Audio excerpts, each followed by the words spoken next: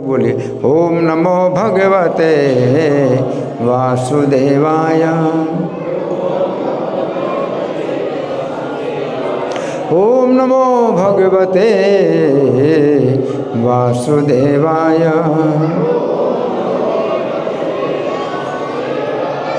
ग्रंथराज श्रीमद् भगवद गीता था रूप अध्याय 2।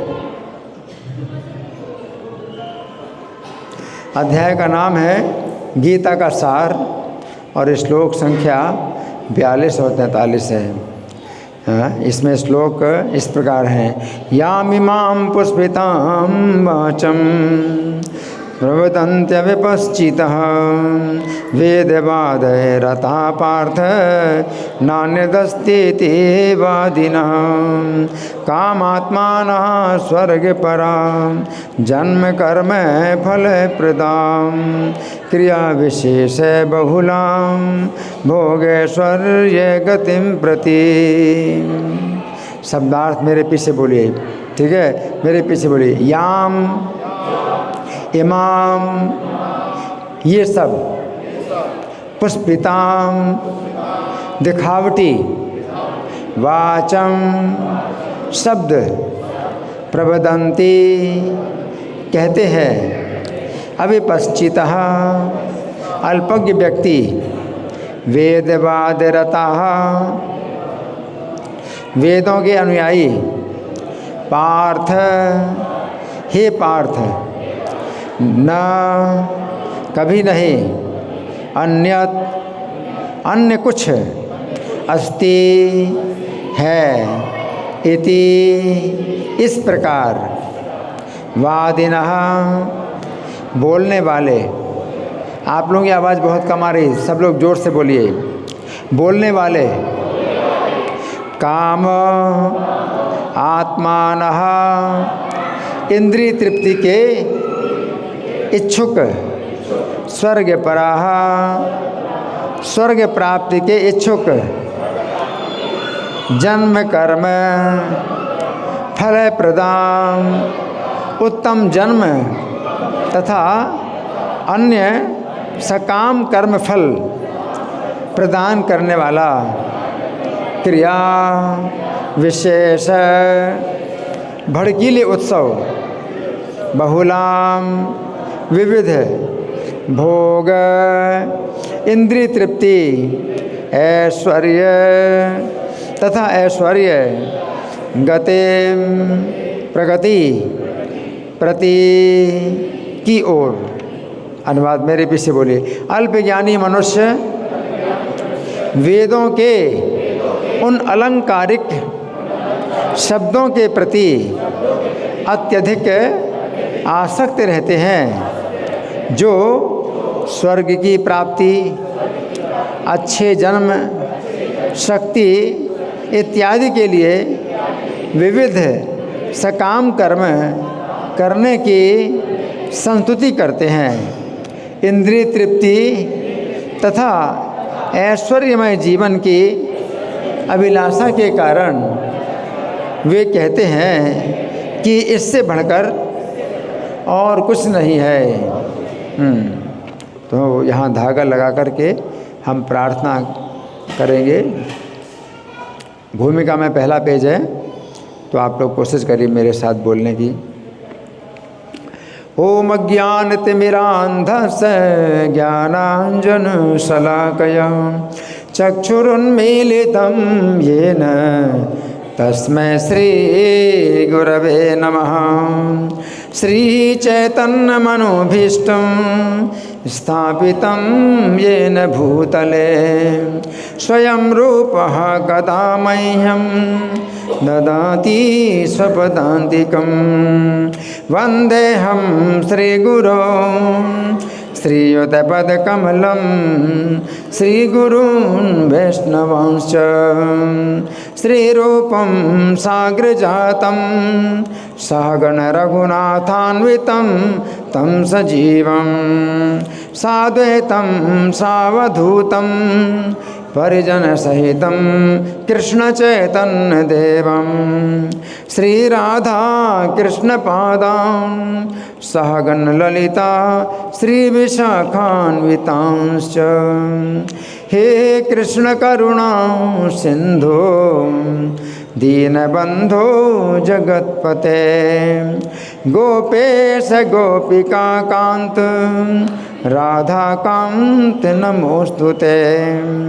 तप्त कांचन गौरांगी राधे वृंदावनेश्वरी वृषभानुसुते देवी प्रणमामि हरिप्रिये। वाञ्छाकल्पतरुभ्यश्च कृपा सिन्धुभ्य एव च पतितानां पावनेभ्यो वैष्णवेभ्यो नमो नमः। जय श्री कृष्ण चैतन्य प्रभु नित्यानंद श्री अद्वैत गदाधर श्रीवासादि गौर भक्त वृंद। हरे कृष्णा कृष्ण कृष्ण हरे हरे हरे राम राम राम हरे हरे। नमो विष्णुपादाय कृष्ण प्रेष्ठाय भूतले श्रीमते भक्ति वेदांत स्वामिन्निति नामिने। नमस्ते सरस्वती देवे गौरवाणी प्रचारिणे निर्विशेषा शून्यवादी पाश्चात्य देश तारिणे। इस श्लोक को समझेंगे। यहाँ पर भगवान कह रहे हैं कि भगवत गीता का जो उपदेश, भगवत गीता का जो उपदेश है वो ये है कि आप इस संसार से मुक्त होकर के भगवान के धाम में जाएं। हैं? इस संसार में आप लोग क्या कर रहे हैं? जन्म मरण, है ना। तो आत्मा का जन्म मरण नहीं है, लेकिन आप जो है शरीर के बंधन में आप जन्म का कष्ट भोग रहे हैं, मरण का कष्ट भोग रहे हैं, है ना। तो भगवान क्या चाहते हैं? भगवान की शिक्षा क्या है कि इस संसार में आप ऐसे भजन करो, कृष्ण का भजन करो कि संसार को छोड़ करके जाओगे तो भगवान के धाम में जाओगे, हैं। तो वहाँ फिर जन्म मरण का जो है चक्कर नहीं, तो जन्म मरण के चक्कर से छूटो। लेकिन कुछ लोग हैं जो वेदों में बताए गए सकाम कर्म करते हैं, जैसे स्वर्ग की प्राप्ति होगी। तो स्वर्ग की प्राप्ति होगी तो आप जन्म मरण से नहीं छोड़ोगे। भगवान के धाम में जाना, परम धाम में जाना अलग बात है, जिसमें जन्म मरण नहीं है। हमेशा के लिए आप छुटकारा पा जाएंगे और वहाँ पर आपका जो है भगवान के साथ संबंध है, भगवान के साथ आपकी जो है भगवान की प्रति सेवा के कार्य हैं। तो वहाँ पर आप जो है असली सुख प्राप्त करेंगे। और स्वर्ग में इंद्रियों के सुख हैं, इंद्रियों के भोग हैं, और आपके पुण्य क्षीण होंगे तो वापस आओगे। तो क्या अच्छा है? स्वर्ग में जाना अच्छा है या परम धाम में जाना अच्छा है? क्या अच्छा है?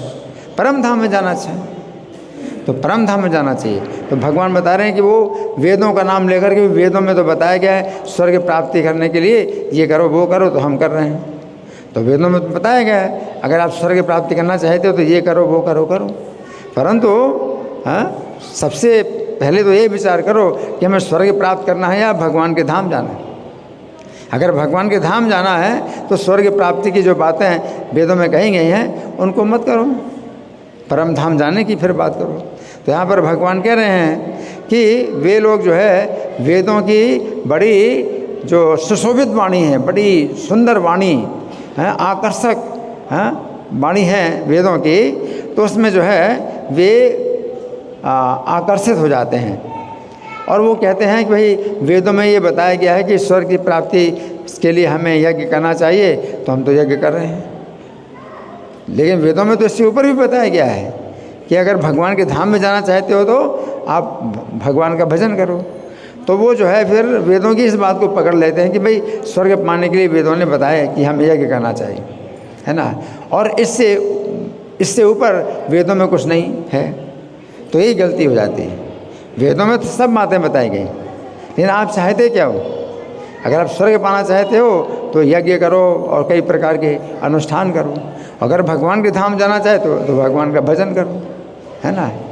तो इसलिए भगवान जो है निंदा कर रहे हैं ऐसे लोगों की कि वेदों की उस बातों को पकड़ लेते हैं और कहते हैं इससे ऊपर कुछ नहीं है, है ना। कामात्माना स्वर्ग परा, तो उनके अंदर इच्छा है काम भोग की, हैं, इंद्रिय तृप्ति करेंगे, है ना, और स्वर्ग को जो है सबसे बड़ी उपलब्धि मानते हैं, सबसे बड़ा लाभ मानते हैं स्वर्ग को। जन्म कर्म फल प्रदान, और उससे क्या होगा? आपको जन्म का जो है फिर बंधन होगा। स्वर्ग जाने के बाद क्या होगा? दोबारा गिरना पड़ेगा और जन्म लेना पड़ेगा इस संसार में। क्रिया विशेष बहुलाम भोग है स्वर्ग के दिन प्रति। तो वो कहते हैं कि ठीक है, हम जन्म लेंगे, हम बार जन्म लेंगे और हम स्वर्ग जाएंगे और हम बाद में जन्म लेंगे।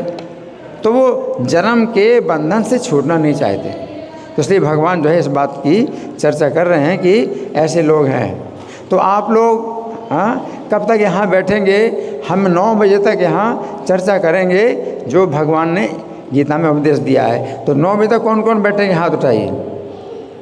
1 2 3 4 5 6 7 8 9 10। तो आप लोग आगे आ जाइए। आपको मेरे साथ बैठना 9 बजे तक, मुझे छोड़ के नहीं जाएंगे, ठीक है जी? हरि बोल। तो बाकी जितने लोग बैठे हैं उनको उतना फ़ायदा होगा जितना बैठेंगे, ठीक है। तो आप लोग अगर बैठेंगे तो आपको फ़ायदा होगा, आपको कृपा मिलेगी भगवान की। तो हम सुनेंगे प्रभुपाद तात्पर्य में क्या लिखते हैं। श्रील प्रभुपाद की जय। साधारणतः सब लोग अत्यंत बुद्धिमान नहीं होते, है ना। तो प्रभुपाद क्या कह रहे हैं कि सब लोग बहुत बुद्धिमान नहीं होते। तो ज़्यादा से ज़्यादा लोग ऐसे होते हैं, उनको जैसा कहो वैसे ही मान लेते हैं। ज़्यादा लोग तो ऐसे ही होते हैं आगे। और वे अज्ञान के कारण वेदों के कर्म कांड भाग में बताए गए सकाम कर्मों के प्रति अत्यधिक आसक्त रहते हैं। तो वेदों के 3 हिस्से हैं, एक कर्म कांड, दूसरा ज्ञान कांड, तीसरा उपासना कांड। तो कर्म कांड में ऐसी बातें बताई गई हैं जिनसे कि आप लोग जो है स्वर्ग जाएंगे। ज्ञान कांड में ऐसी बातें बताई गई हैं जिनसे आप लोग जो है निर्विशेष मुक्ति प्राप्त करेंगे। निर्विशेष मुक्ति का मतलब क्या है? निराकार में मुक्ति, निराकार में मुक्ति। लेकिन सबसे जो बढ़कर के है उपासना कांड, उसमें क्या है? आप भगवान के धाम में जाएंगे। भगवान के धाम में जाएंगे तो भगवान की तरह आप जो है वहाँ शरीर प्राप्त होगा जिसमें जन्म मरण नहीं है, और वहाँ भगवान की सेवा करेंगे, है ना। तो सबसे बड़ी चीज़ क्या है? उपासना कांड। भगवान के धाम में जाएंगे और भगवान की सेवा में आपका जो है सुख प्राप्त होगा, हैं।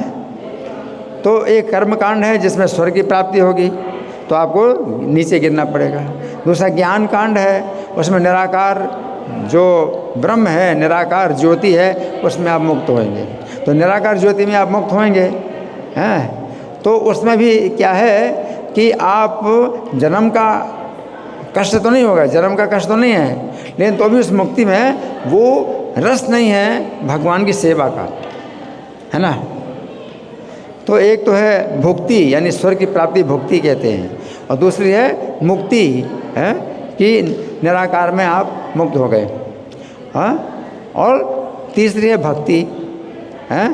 तो भक्ति जिसमें भगवान के धाम में आप जो है भगवान की सेवा करते हैं, भगवान का जो है गुणगान करते हैं, है ना। तो क्या सबसे अच्छा है? भुक्ति अच्छा है या मुक्ति या भक्ति? है क्या? भक्ति है ना, भक्ति सबसे अच्छा है ना। वेदों में कर्म कांड है और ज्ञान कांड, उपासना कांड। तो कर्म कांड से स्वर्ग की प्राप्ति होगी, ज्ञान कांड से मुक्ति प्राप्त होगी, उपासना कांड से भगवान की सेवा प्राप्त होगी। तो कौन कौन सा अच्छा है? उपासना कांड। उपासना कांड सबसे अच्छा है ना। तो यहाँ प्रभुपाद बता रहे हैं कि वे जो है वेदों के कर्म कांड में बहुत आसक्त हो जाते हैं, है ना। और वे स्वर्ग में जीवन का आनंद उठाने के लिए इंद्रिय तृप्ति कराने वाले प्रस्तावों से अधिक और कुछ नहीं चाहते। क्या कि बस वहाँ पर मदिरा मिलेगी। स्वर्ग में क्या मिलेगा? मदिरा मिलेगी, मदिरा मिलेगी और अप्सराएं मिलेंगी, है ना। तो अप्सराएं और मदिरा में आप क्या हो गए होते हैं, आपका सब पुण्य खत्म हो जाता है, सब पुण्य खत्म हो जाए, फिर कहाँ गिरेंगे? नीचे जन्म लेंगे, है ना। तो वो जो है इससे ज़्यादा को कुछ चाहते नहीं, सोचते ही बहुत बड़ी बात है। जहाँ पर मदिरा और तरुणियाँ उपलब्ध हैं और भौतिक ऐश्वर्य सर्वसामान है। स्वर्ग में कोई गरीब नहीं होता है, स्वर्ग में सबके पास भोग और संपत्ति रहती है ना। लेकिन फ़ायदा क्या? बातें नहीं। यहाँ पर आप बातें करने के लिए बैठे हैं, बड़ी लज्जा की बात है कि बातें कर रहे हैं, आपस में बातें नहीं। यहाँ पर बैठे हैं तो आप सुनिए मैंने क्या बताया। हाँ, कौन बताएगा? क्या सुना मैंने, क्या बताया? हाँ जी। अभी प्रभु जी हमने बोला कि कैसे हम स्वर्ग में बहुत सारे भोगों को भोग सकते हैं और फिर अभी वापस। हाँ, हम स्वर्ग में क्या है, बहुत सुख भोगते हैं, मदिरा और तरुणियाँ का सुख भोगते हैं, और वो पुण्य क्षीण हो जाएंगे तो गिरेंगे, नीचे गिरेंगे, है ना। तो वो जो है वो लोग जो है उसी में मतलब बड़े जो है रचे पचे रहते हैं कि भाई हमें स्वर्ग पाना है ना। तो ना वेदों में स्वर्ग लोक पहुंचने के लिए अनेक यज्ञ बताए गए, कई प्रकार के यज्ञ। स्वर्ग जाना चाहते हो तो ये भी यज्ञ करो, ये यज्ञ करो, कई प्रकार के यज्ञ बताए गए हैं स्वर्ग में पहुंचने के लिए, जिनमें ज्योतिष्टोम एक यज्ञ होता है। तो वेदों में कहा गया है कि जो स्वर्ग जाना चाहे उसे ये यज्ञ करने चाहिए। और अल्पज्ञानी पुरुष सोचते हैं कि वैदिक ज्ञान का पूरा अभिप्राय इतना ही है। अब उनके पास इतनी अकल नहीं है कि इससे आगे भी वेदों में बताया गया है कि अगर आप स्वर्ग से ऊपर जाना चाहते हो तो मुक्ति के लिए भी कुछ उपाय है, और मुक्ति से भी ऊपर जाना चाहते हो भगवान की सेवा तो उसके लिए भी उपाय है ना। तो वो जो है इतना सोचते ही नहीं कि भाई वेदों में तो और भी आगे की बातें बताई गई। तो हाँ, वो इतने सोचते हैं कि वेदों का सारा अभिप्राय इतना ही है। ऐसे लोगों के लिए कृष्ण भावनामृत के दृढ़ कर्म में स्थित हो पाना अत्यंत कठिन है, कि कृष्ण की सेवा नहीं हो पाएगी। जो लोग स्वर्ग पाने के लालायत हैं तो फिर कृष्ण की सेवा नहीं कर सकते। कृष्ण की सेवा तो ये है कि अगर हम कृष्ण की सेवा करते हैं तो हम जन्म मरण के कष्ट से छूटेंगे, है ना, और कृष्ण के धाम में जाएंगे। और कृष्ण का धाम कैसा है? सच्चिदानंदमय है, जहाँ ना कभी मरण है और ना कहीं अज्ञान है और ना कोई दुख है, ना मृत्यु है, ना ज्ञान है, ना दुख है ना। तो वो भगवान का धाम है। जिस प्रकार मूर्ख लोग विषैले वृक्षों के फलों के प्रति बिना ये जाने कि फल क्या होगा आसक्त रहते हैं। विषैला पेड़ है, उसमें बड़े सुंदर फूल खिले हुए हैं, लेकिन वो फूल भी विषैले हैं। तो वो नहीं सोचते नहीं कि ये तो विषैले विष के फूल हैं, लेकिन देखने में बहुत सुंदर लग रहे हैं। तो ऐसी वेदों में जो बातें बताएंगी कर्म कांड की स्वर्ग प्राप्त करने के लिए, उसी प्रकार से हैं जैसे विषैले फूल, है ना। उसी प्रकार अज्ञानी व्यक्ति स्वर्ग के ऐश्वर्य और इंद्रिय भोग के प्रति आकृष्ट रहते हैं।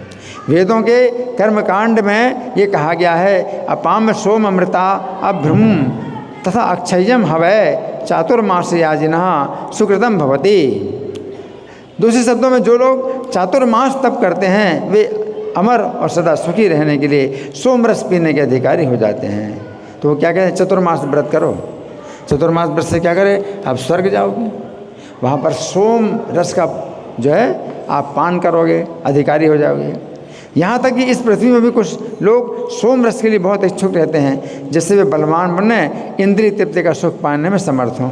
ऐसे लोगों को भवबंधन से मुक्ति में कोई श्रद्धा नहीं होती। तो वो लोग स्वर्ग पाने के इतने चक्कर में पड़े रहते हैं कि वो सोचते हैं कि जन्म मरण का कष्ट ही जो हम हमेशा छूटें। वो इतना भी नहीं सोचते हैं। और वैदिक यज्ञों की तड़क भड़क में विशेष आसक्त रहते हैं। सामान्यतः वे विषयी होते हैं, जीवन में स्वर्ग का आनंद के अलावा और कुछ नहीं चाहते। कहा जाता है कि स्वर्ग में नंदन वन नामक एक वन है, जिसमें देवी सुंदरी स्त्रियों का संग और प्रचुर मात्रा में सोमरस होता है। ऐसा शारीरिक सुख निस्संदेह विषयी है। अतः ये लोग वे हैं जो भौतिक जगत के स्वामी बनकर ऐसे भौतिक अस्थायी सुख के प्रति आसक्त हैं। तो यहाँ प्रभुपाद का तात्पर्य समाप्त हुआ। तो प्रभुपाद ये बता रहे हैं कि बस वो यही सोचते हैं कि हमें स्वर्ग का भोग मिल जाए, है ना, और स्वर्ग का भोग मिलेगा और फिर क्या होगा, ते तम भुक्त्वा स्वर्गलोकम विशालम, विशाल स्वर्गलोक भोग करके क्या होगा, क्षीण पुण्य क्षीण हो जाएंगे। और फिर क्या होगा, पुण्य क्षीण हो गए तो मर्त लोकम में शांति, इस पृथ्वी में आ जाते हैं, है ना। ते मर्त लोकम में शांति एवं त्रय धर्म अनुप्रपन्ना। तो इस प्रकार के स्वर्ग के जो है चक्कर में हमेशा वो करते रहते हैं, यज्ञ करते रहते हैं और गतागतम काम कामा लभन्ते। तो चूँकि उनकी भोगों की इच्छा रहती है तो गतागतम प्राप्त करते हैं। गतम का मतलब है जाना और आगतम माने आना। आप स्वर्ग में जाते हैं फिर वापस आते हैं, स्वर्ग में जाते हैं वापस आते हैं, है ना। तो भगवान जो है हमको चाहते हैं कि हम मुक्त हो जाएं, जन्म मरण के बंधन से मुक्त हो जाएं और उनकी सेवा में, है ना। तो हम सुनेंगे अब इस श्लोक की व्याख्या जो कि श्री भगवान ने कहा में हुई है। तो आप लोग बड़े ध्यान से सुने। एक तो पहला भगवान बताते हैं अविपश्चित, इन अल्पज्ञ लोग हैं। भोगों में आसक्त व्यक्तियों के लिए भगवान पहला शब्द प्रयोग कर रहे हैं कि अविपश्चित हैं। विपश्चित का मतलब बुद्धिमान है। तो अविपश्चित का मतलब क्या हुआ कि जो बुद्धिमान नहीं है। बुद्धिमान व्यक्ति जो है वो समझता है इस पृथ्वी के और स्वर्ग के भोग क्षण भंगुर हैं। अगर आप बुद्धिमान हैं तो आप ये समझो कि पृथ्वी के जितने भोग हैं और स्वर्ग के भोग हैं क्या हैं, क्षण भंगुर हैं और अनेक प्रकार के दुख उत्पन्न करते हैं। चाहे स्वर्ग के भोग हों चाहे पृथ्वी के भोग हों, क्षण भंगुर हैं, अनेक प्रकार के दुख उत्पन्न करते हैं, है ना। तो गीता के 5वें अध्याय का 22वें श्लोक में भगवान कहते हैं कि बुद्धिमान लोग ऐसे भोगों में आसक्त नहीं होते। अतः जो लोग इंद्रिय तृप्ति में आसक्त हैं उन्हें अल्पज्ञ कहकर भगवान निंदा कर रहे हैं, है ना। फिर दूसरा क्या है, वेदवादरत, भोगों में आसक्त व्यक्तियों के लिए भगवान दूसरा शब्द प्रयोग कर रहे हैं, वेदवादरत। वेदवाद का मतलब है वेदों के शब्द और रत का मतलब है बड़े प्रसन्न हैं, उसमें आसक्त हैं। हाँ, तो वेदवादरत का अर्थ हुआ कि वो वैदिक वेदों के शब्दों में बड़े हर्षित होते हैं। तो वेदों में ऐसे कौन से शब्द हैं जिनसे भोगों में आसक्त व्यक्ति बहुत प्रसन्न होते हैं, है ना। तो वेदों के कर्म कांड में ऐसे अनुष्ठानों का वर्णन है जिनके विषय में वेद कहते हैं कि जो व्यक्ति इन अनुष्ठानों को करेगा तो स्वर्ग में अप्सराओं का भोग करेगा, सोमरस पिएगा, जीवन के अनेक प्रकार की सुविधाएं प्राप्त होंगी। तो वेदों के इन शब्दों को देख करके भोगों में आसक्त लोग बहुत उत्साहित होते हैं। वेदों के इन शब्दों के द्वारा सदा अपनी इंद्रिय तृप्ति का समर्थन करते रहते हैं। और क्या कहते हैं, इससे बढ़कर कुछ नहीं है ना। तो तीसरा लक्षण भगवान बताते हैं, क्या कहते हैं, वेदों में इससे बढ़कर कुछ नहीं है। तो वे कहते हैं कि इंद्रिय तृप्ति से बढ़कर और कुछ वेदों में नहीं। अल्पज्ञानी पुरुष सोचते हैं कि वेदों का पूरा अभिप्राय केवल इतना ही है कि हम स्वर्ग की प्राप्ति करें, है ना। लेकिन भगवान गीता के 15वें अध्याय के 15वें श्लोक में क्या कहते हैं कि संपूर्ण वेदों का प्रयोजन श्री कृष्ण को जानना है। 15वें अध्याय का 15वां श्लोक, वेदों का प्रयोजन क्या है, श्री कृष्ण को जानना। क्या है, श्री कृष्ण को जानना है वेदों का प्रयोजन। परंतु ये अल्पज्ञानी लोग विषय भोगों में आसक्त होने के कारण श्री कृष्ण की महिमा को नहीं समझ पाते हैं, और उनका ज्ञान ढका है, उनका ज्ञान ढका रहता है। इसके बाद फिर भगवान कहते कामात्माना, भोगों में आसक्त व्यक्तियों का चौथा लक्षण है कामात्मा। काम यानी भोगों की कामना है और अपना स्वरूप, बस भोगों की कामना ही अपना स्वरूप है।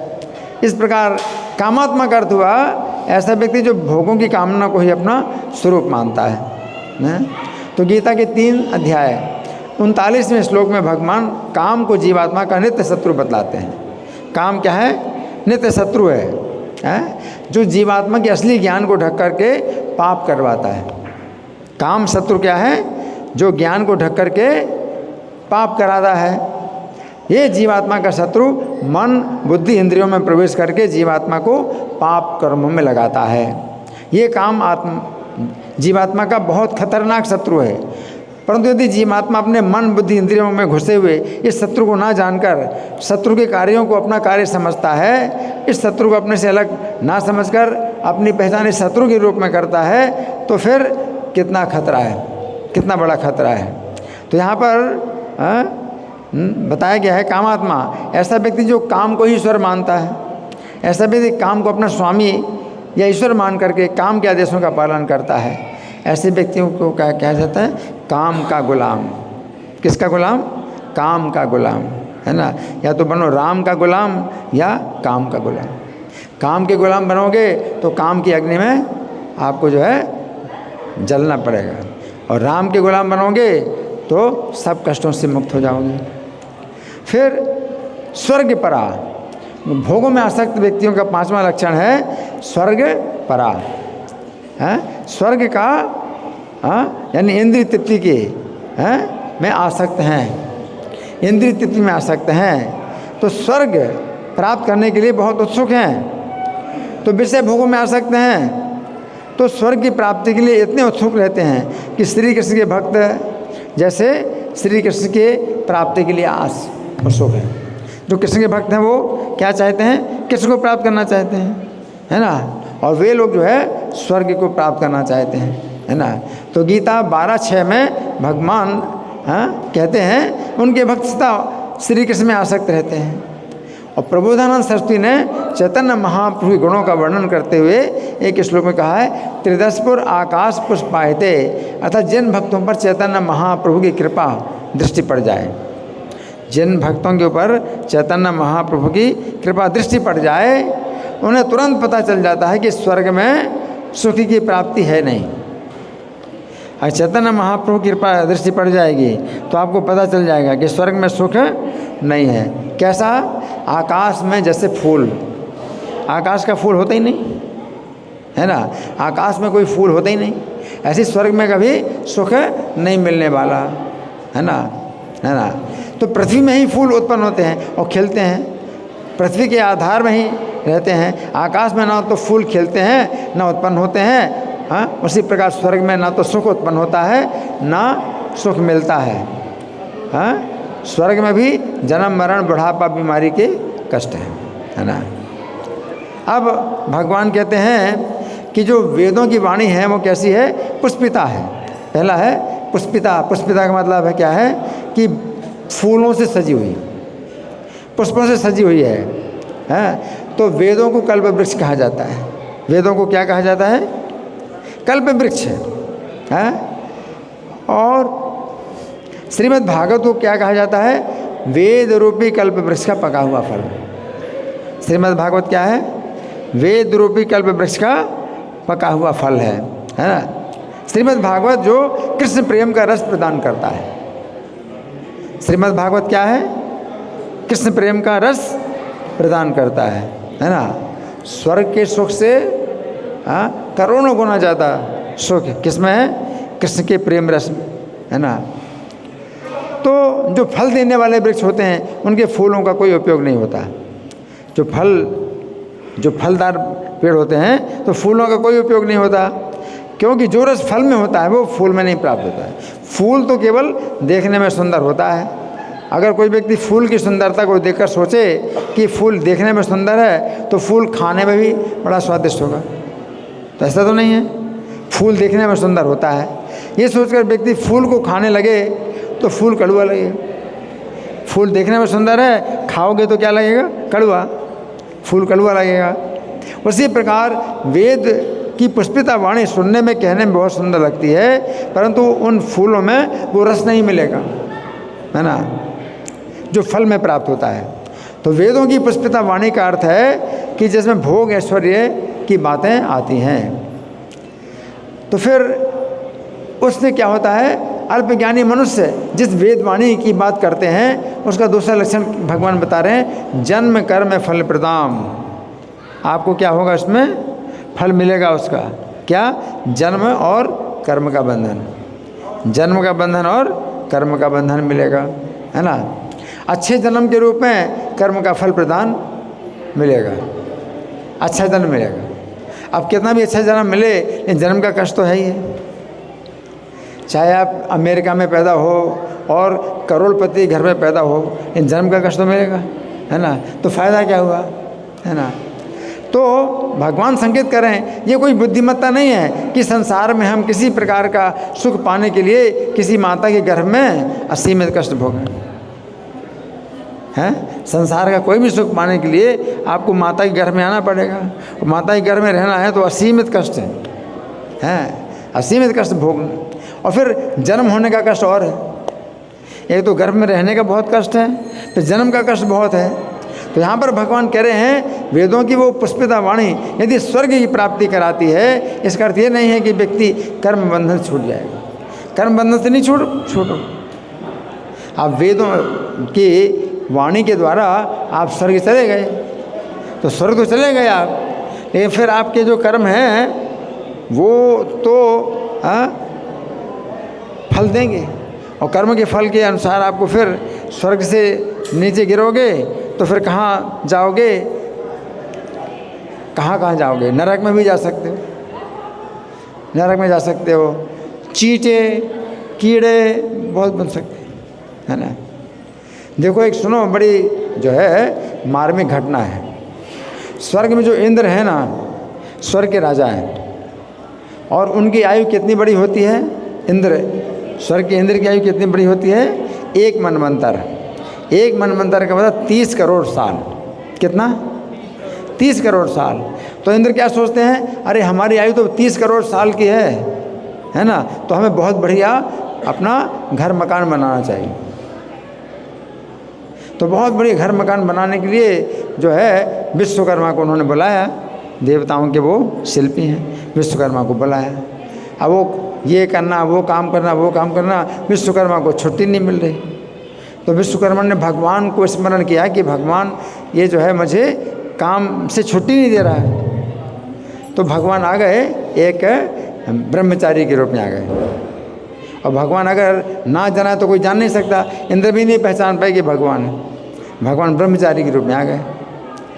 तो ब्रह्मचारी के रूप में आए तो इंद्र बोले कि महाराज अभी तो मैं बहुत काम में व्यस्त हूँ, अभी तो मेरे पास समय नहीं है, मैं आपसे बात नहीं कर पाऊँगा।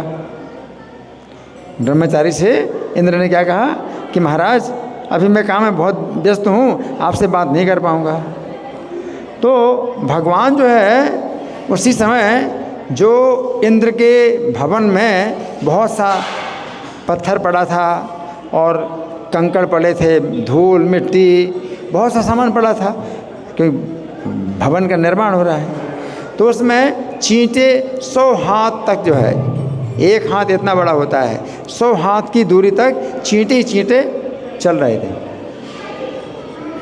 100 हाथ की दूरी तक चींटे चींटे चल रहे हैं। तो भगवान उन चींटों को देख करके हंस पड़े। तो इंद्र ने कहा कि महाराज आप किस बात पर हंस रहे हैं। तो भगवान बोले कि देखो ये जो चींटे तुम देख रहे हो ना। इंद्र ने कहा हाँ महाराज चींटे तो मैं देख रहा हूँ, बहुत चींटे यहाँ पर चल रहे हैं। बोले ये सब चींटे एक बार इंद्र बन चुके हैं। क्या? ये सब चींटे एक बार इंद्र बन चुके हैं और अभी क्या है ये चींटे।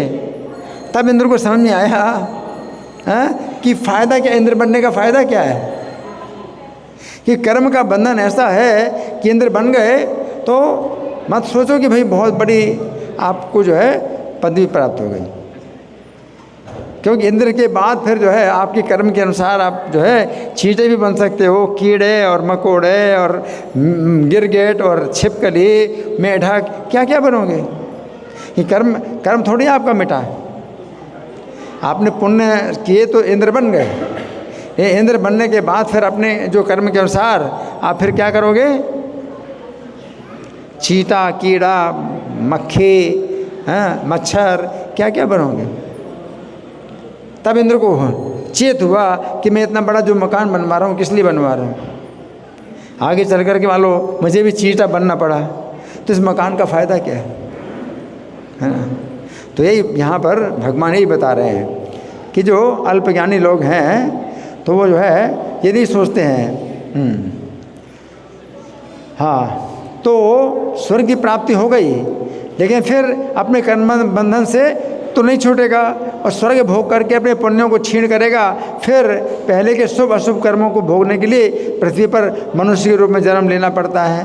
और जब स्वर्ग से गिरते हैं तो उसके बाल खुले होते हैं और सिर के बल नीचे गिरता है। स्वर्ग से गिरेंगे तो कैसे गिरेंगे, बाल खुले रहेंगे सिर के और सिर नीचे और पैर ऊपर, ऐसे गिरेंगे।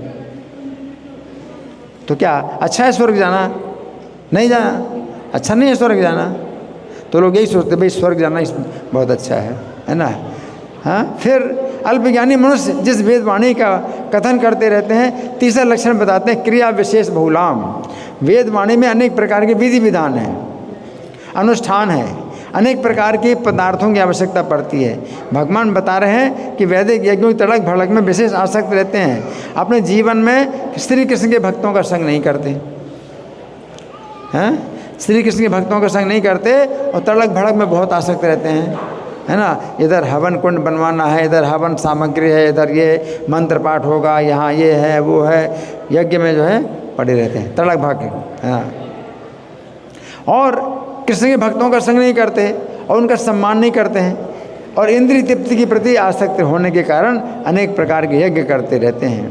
देवताओं पितरों को प्रसन्न करने के लिए बड़े बड़े व्रत करते हैं, उनकी मांग अनेक हैं, उनकी इंद्रियों को तुष्ट करने वाले देवता भी अनेक हैं। इस प्रकार वे अनेक विधियों के द्वारा अनेक प्रकार के अनुष्ठान करते रहते हैं।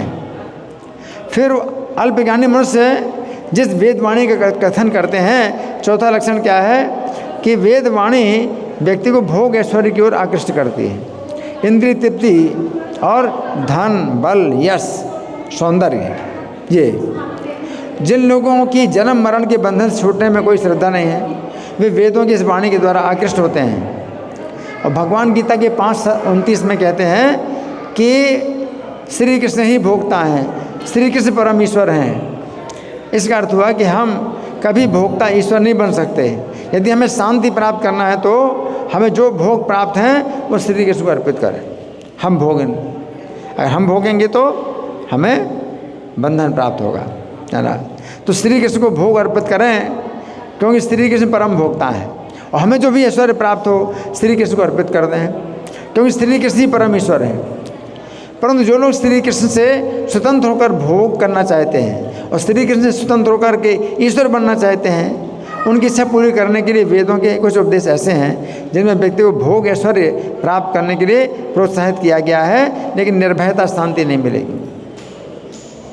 उससे भोग ऐश्वर्य तो मिलेंगे लेकिन निर्भयता और शांति नहीं मिलेगी।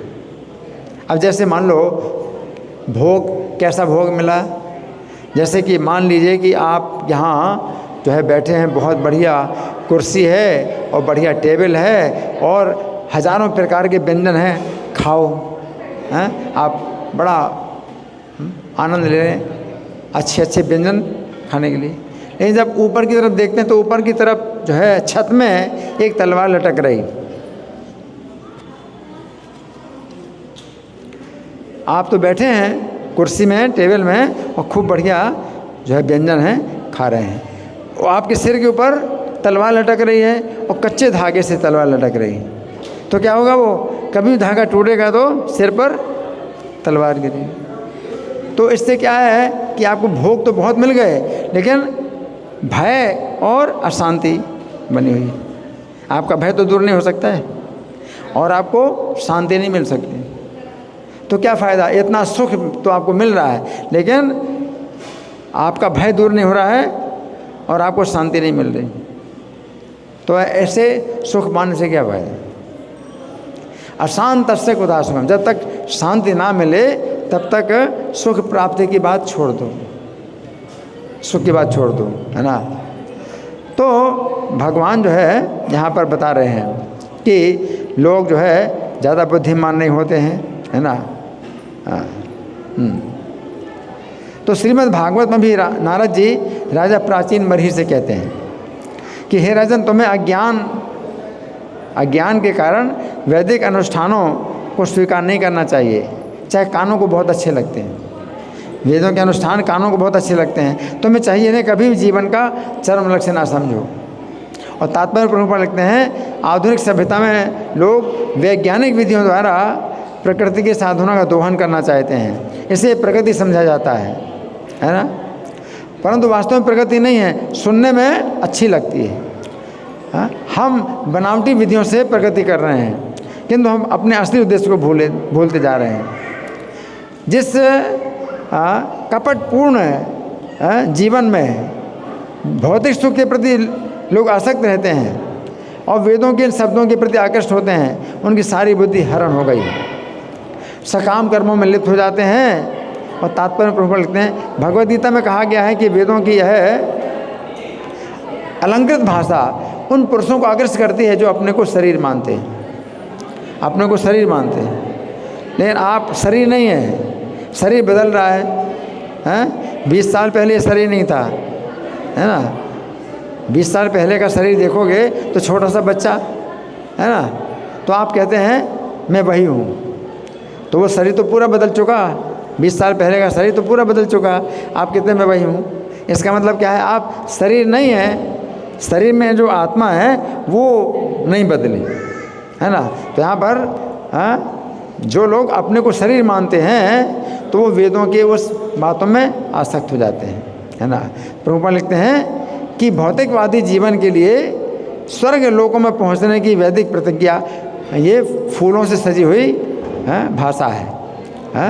निश्चित सुगंध होती है, फूलों में सुगंध निश्चित है, किंतु अधिक समय तक सुगंध नहीं रहती। तो विवाहित जीवन 2 प्रकार के हैं, एक गृहमेधी जीवन, दूसरा गृहस्थ जीवन। अगर विवाह किया आपने तो आपका जीवन या तो गृहमेधी जीवन है या गृहस्थ जीवन है। गृहमेधी का जीवन लक्ष्य इंद्रिय तृप्ति होता है और गृहस्थ का लक्ष्य होता है आत्म साक्षात्कार। गृहस्थ बनने के बाद भी आपका लक्ष्य आत्म साक्षात्कार है। गृहमेधी व्यक्ति इस जगत में बना रहना चाहता है, उसका काम है धन की प्राप्ति हो, धर्म करें, धर्म का पालन करें, उससे धन प्राप्ति होगी, हैं, और अपनी इंद्रियों की तृप्ति करेंगे। तो इन श्लोकों में भगवान जिन मनुष्यों की निंदा कर रहे हैं, अर्जुन की स्थिति ऐसी नहीं है। भगवान अर्जुन को तो बता रहे हैं कि अर्जुन ऐसे नहीं है। अर्जुन कैसे हैं? अर्जुन क्षत्रिय हैं, उनका धर्म युद्ध करना है। तो जो राजा लोग हैं अपने राज्य के विस्तार के लिए युद्ध करते हैं और इंद्रिय तृप्ति के लिए राज्य करते हैं। लेकिन अर्जुन की जहाँ तक बात है, उन्होंने इंद्रिय तृप्ति के लिए युद्ध करने से इनकार कर दिया। अर्जुन ने क्या कहा? मुझे युद्ध नहीं करना। क्यों? मुझे राज्य नहीं पाना, मुझे विजय नहीं प्राप्त करना, है ना, मुझे यश नहीं प्राप्त करना। अर्जुन ने कहा यद्यपि सज्जनों से युद्ध करके राज्य प्राप्त कर सकते हैं, किंतु वे उनसे लड़ना नहीं चाहते हैं। किंतु जब कृष्ण ने आदेश दिया, जब वे भगवद गीता के उपदेशों से आश्वस्त हो गए कि उनका धर्म श्री कृष्ण को प्रसन्न करना है, तो युद्ध करने के लिए तैयार हुए। अर्जुन युद्ध करने की तब तैयार हुए जब कृष्ण ने कहा कि मुझे प्रसन्न करने के लिए तुम युद्ध करो। और जब तक अर्जुन सोचते थे कि मैं युद्ध करूंगा विजय प्राप्त करने के लिए और राज्य प्राप्त करने के लिए, तो अर्जुन कहते हैं मुझे ना विजय प्राप्त करना ना राज्य प्राप्त करना है, मैं क्यों युद्ध करूं? जब भगवान कहते नहीं, तुम्हें विजय नहीं प्राप्त करना है, मुझे राज्य नहीं प्राप्त करना है, मुझे प्रसन्न करना है, तो अर्जुन ने क्या कहा? तो अर्जुन ने क्या कहा कि यदि आप प्रसन्न होते हैं तो मैं युद्ध करूंगा।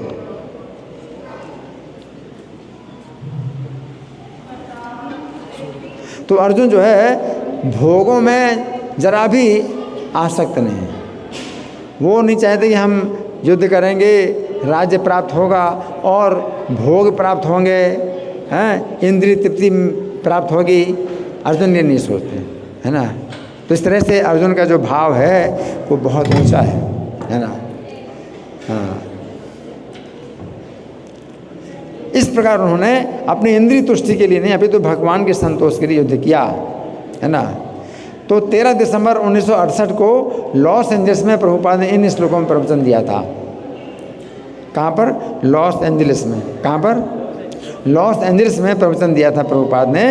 तो कहा था जीवन के स्तर को ऊंचा उठाने के लिए वेदों में कई प्रलोभन दिए गए हैं, जैसे इस जीवन में भी पिता कहता है मेरे पुत्र यदि तुम उच्च शिक्षा प्राप्त करोगे तो तुम्हें अच्छी नौकरी मिलेगी। पिता कहता है ना बच्चे से, अगर तुम ऊंची शिक्षा प्राप्त करोगे तो तुम्हें अच्छी नौकरी मिलेगी, तुम्हें अच्छा वेतन मिलेगा, अच्छा मकान, अच्छी पत्नी, अच्छे बच्चे प्राप्त होंगे। उसी प्रकार वैदिक साहित्य में कई प्रकार के प्रलोभन हैं और लोग भी ऐसे कार्यों को करने के लिए प्रलोभित होते हैं। यदि आप ऐसे पुण्य कर्म करेंगे तो आप ऐसे लोकों में जाएंगे। परंतु कृष्ण कहते हैं ऐसे प्रलोभनों से भ्रमित मत हो। कृष्ण कहते हैं ऐसे प्रलोभनों से भ्रमित मत हो। जिस प्रकार लोग चंद्रमा में जाने का प्रयास कर रहे हैं, है ना, चंद्रमा में जाने का प्रयास कर रहे हैं, उसी प्रकार वेदों में भी चंद्रमा की यात्रा के विषय में बताया गया है। यदि तुम इस प्रकार से अनुष्ठान करोगे तो तुम्हें चंद्रमा में जीवन प्राप्त होगा। परंतु कृष्ण कहते हैं प्रलोभित मत हो। भगवद गीता का मत है इस भौतिक जगत में किसी भी स्थान में रहने का प्रयास मत करो। कहीं भी रहोगे भौतिक जगत में तो मृत्यु प्राप्त होगी। इस भौतिक जगत में कहीं भी जाओगे मृत्यु प्राप्त होगी। इसलिए कहाँ जाना है? परम धाम, भगवान के धाम जाना है। तो वैदिक शिक्षा ये तमसो माँ ज्योतिर्गमय, अंधकार में मत रहो। और ये पूरा भौतिक जगत कैसा है? अंधकार है। यहाँ पर सूर्य चंद्रमा के प्रकाश की आवश्यकता है, या तो सूर्य के प्रकाश की आवश्यकता है या चंद्रमा के प्रकाश की। अब सूर्य का प्रकाश भी नहीं, चंद्रमा का प्रकाश नहीं, तो बिजली का प्रकाश। तो क्यों? क्योंकि अंधकार है, ये भौतिक अंधकार है ना। रात्रि का अर्थ है इस भौतिक जगत का असली रूप। रात में आपको इस भौतिक जगत का असली रूप पता चलता है। कैसा? अंधेरा, अंधकारमय है। और जब सूर्य के प्रकाश होता है तो हम सोचेंगे ये दिन का समय है, परंतु वास्तव में अंधकार है। परंतु एक दूसरी जगत है आध्यात्मिक जगत जहाँ सदा प्रकाश रहता है। वैकुंठ में सूर्य के प्रकाश की आवश्यकता नहीं है, चंद्रमा के प्रकाश की आवश्यकता नहीं है। वहाँ पर स्वतः प्रकाश, अंधकार अंधेरा होता ही नहीं। यहाँ पर सूर्य का जब उदय हुआ तो अंधकार दूर होता है ना। तो यहाँ पर अंधेरा है, वहाँ पर सूर्य की ज़रूरत नहीं है, चंद्रमा की ज़रूरत नहीं है, वहाँ पर हमेशा प्रकाश रहता है। तो वेदों की शिक्षा है अंधकार पूर्ण भौतिक जगत में मत रहो, तमसो माँ ज्योतिर्गमय, बल्कि ज्योतिर्मय धाम में जाओ, हैं ज्योतिर्गमय। तो कृष्ण गीता में कहते हैं ये उनका नित्य धाम है जहाँ जाकर आप वापस नहीं आना चाहेंगे। भगवान का धाम कैसा है?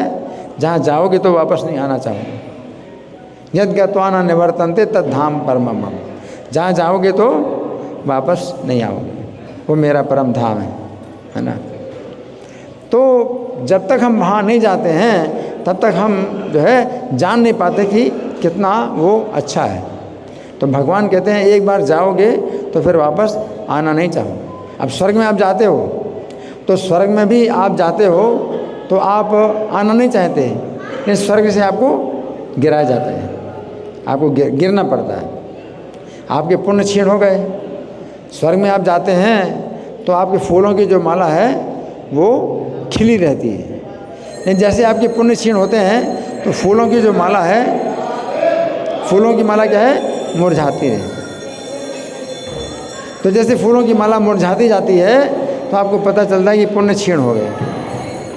और जब माला पूरी मुरझा गई तो पुण्य क्षीण हो गए, तो फिर क्या होता है? स्वर्ग से आपको नीचे गिरा दिया जाए। तो सिर नीचे और पैर ऊपर और ज़मीन में गिरते हैं। तो स्वर्ग जो है ये रहने की जगह नहीं, रहने की जगह नहीं है। आप जितना वहाँ सुख भोगोगे उतना ज़्यादा पुण्य खत्म हो जाएगा। जैसे वो 5 स्टार होटल है ना, एक दिन रहोगे तो कितना बिल आ जाएगा, उतना पैसा आपके पास है ही नहीं, तो सड़क से निकाल देंगे। वो होटल से बाहर निकाल देंगे सड़क में। जब आपकी जेब में जब पैसा जब तक था तो आपको उन्होंने रखा वहाँ, जेब में पैसा ख़त्म हो गया, सड़क में बाहर निकाल देंगे। उसी प्रकार स्वर्ग में आप जाएंगे, आपका पुण्य देखेंगे इतना पुण्य है, चलो ठीक है भोगो। और जब भोगा तुमने तो उसने इतना ज़्यादा पुण्य है, हरि बोल, इतना ज़्यादा, हरि बोल, हरि बोल। इसका बैटरी ख़त्म हो गई, हरि बोल।